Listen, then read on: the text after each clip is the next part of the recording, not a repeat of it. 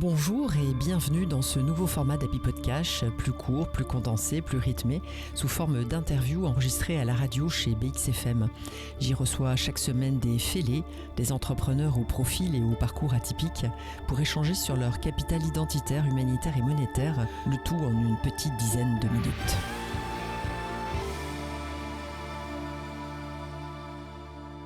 Et aujourd'hui, j'ai l'immense plaisir d'accueillir Jessica Dessy. Bonjour Jessica. Bonjour Valérie, merci beaucoup pour cette invitation.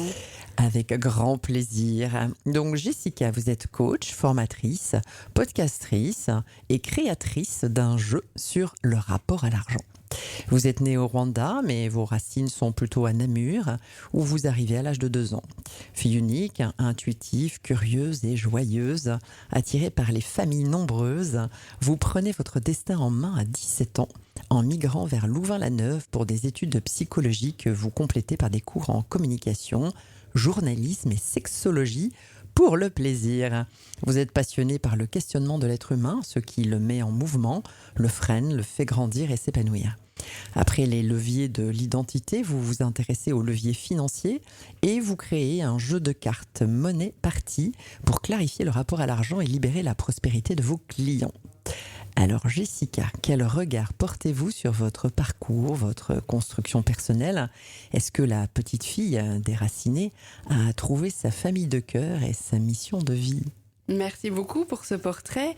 Je retiens le mot déraciné, et c'est pas vraiment un terme que j'ai tendance à utiliser, mais c'est vrai que quand j'entends mon parcours, je réalise que je me suis replantée. Très souvent, j'ai replanté ces racines, d'abord à Namur, dans le terroir, dans les traditions wallonnes, et puis effectivement Louvain-la-Neuve, Bruxelles, et aujourd'hui dans le Brabant wallon, mais aussi dans mon parcours professionnel, dans l'entrepreneuriat, et puis dans d'autres causes qui me tiennent à cœur, les mouvements féministes, écologistes. Donc finalement, je crois que mon parcours m'a amené à avoir l'habitude d'être à nouveau dans un territoire que je ne connais pas, de découvrir des contextes et puis d'aller finalement là où mon cœur me guide et recréer un nid assez facilement.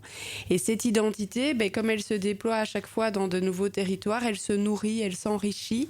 À chaque rencontre, chaque étape de vie, c'est l'occasion d'avoir de nouvelles réponses, d'avoir de nouvelles questions aussi et d'aller vers une mission de vie qui est finalement le partage de cette résilience et de cet apprentissage de surfer, de rebondir par rapport aux petites vagues et aux gros tsunamis de la vie.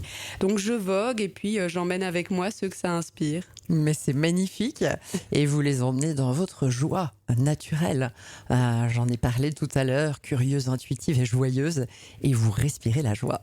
Nous avons parlé de votre capital identitaire. Je vous propose maintenant d'éclairer votre capital humanitaire.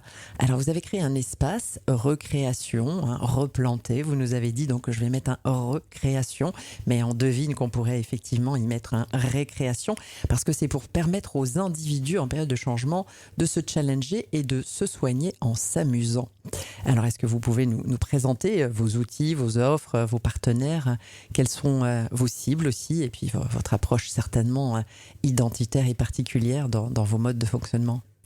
Alors moi, je suis psychologue de formation et donc mon accompagnement, il se base d'abord sur la parole. Vous l'avez dit tout à l'heure, je suis très curieuse et donc je questionne.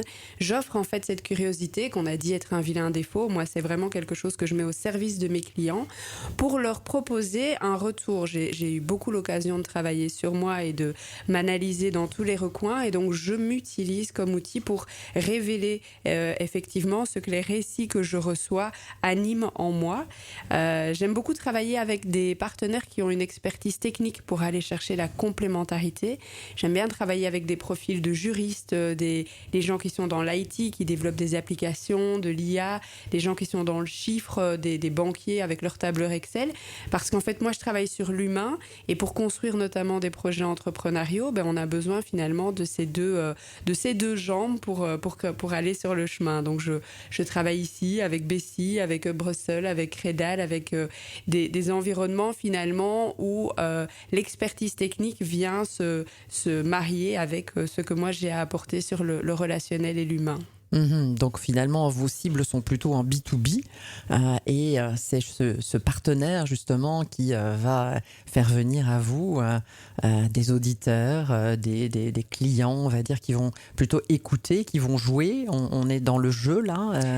Alors, en B2B, je donne des formations, je donne des accompagnements effectivement dans des collectifs.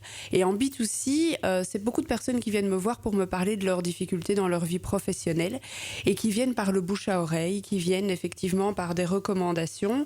Comme je partage énormément de ce qui m'inspire, de ce qui m'intéresse, les gens arrivent en me connaissant déjà pas mal.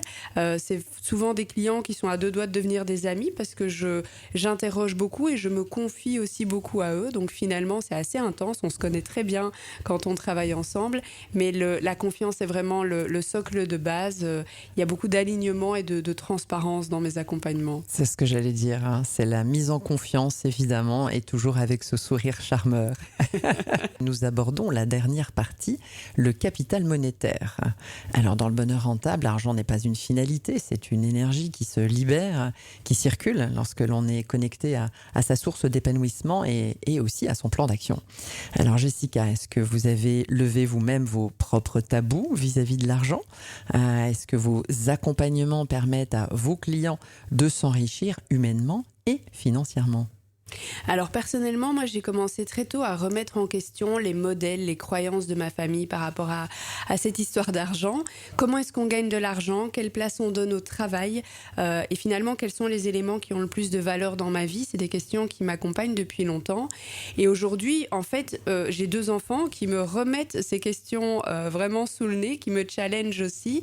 Et dans mes accompagnements, en fait, quand je vois l'évolution de mes clients et leurs propres questionnements, ça m'arrive souvent de prendre un moment de recul pour moi aussi me demander où j'en suis. Pour moi, c'est quelque chose qui n'est jamais un chemin où on n'a jamais abouti, on n'est jamais sur la ligne d'arrivée, mais plutôt quelque chose qui est en évolution constante et qui permet d'être dans la souplesse et justement ce mouvement de surf par rapport aux événements de vie qui nous amènent à nous positionner différemment. Donc mes clients, j'espère, gagnent en confiance, en sérénité. C'est vraiment quelque chose que je leur souhaite.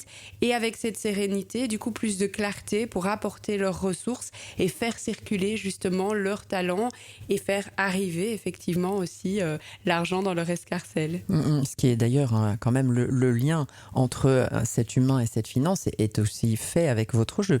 Money Party, ce sont des questions qui justement viennent rechercher les expériences, les idées, les croyances par rapport à l'argent. Oui, tout à fait. Plus il y a de la clarté, de la compréhension de d'où on vient, avec de quoi on est lesté finalement, plus on peut décider de s'en libérer ou d'être aligné effectivement avec les raisons pour lesquelles on met en œuvre ces projets.